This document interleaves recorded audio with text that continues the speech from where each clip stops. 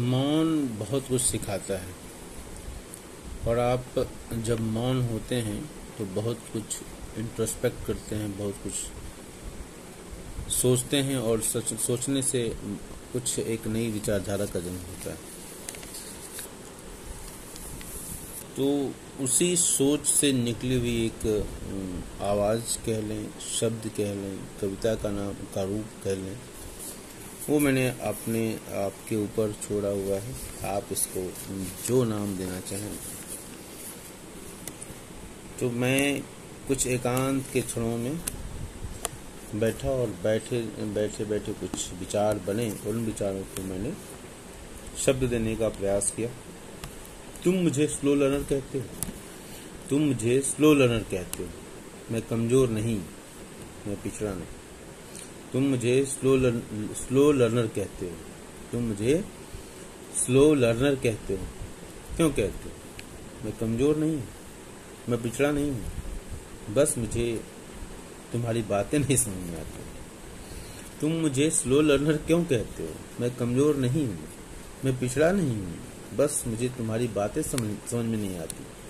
बस मुझे तुम्हारी बातें नहीं समझ में आती। ऐसा भी नहीं बिल्कुल समझ में नहीं आती।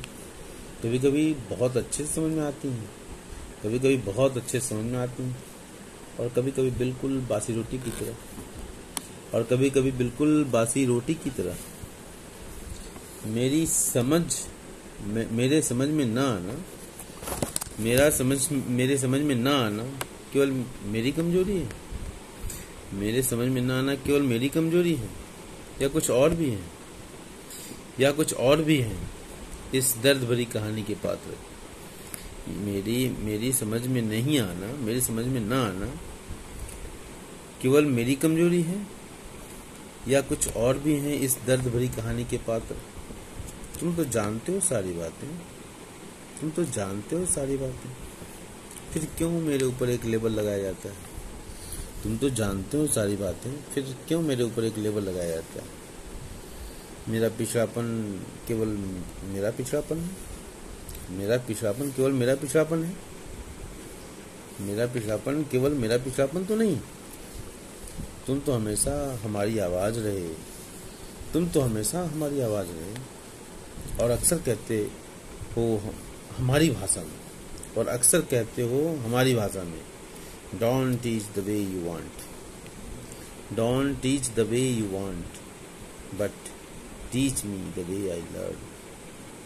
और अक्सर कहते हो हमारी भाषा में, Don't teach the way you want, but teach me the way I learn. Teach me the way I learn. Thank you.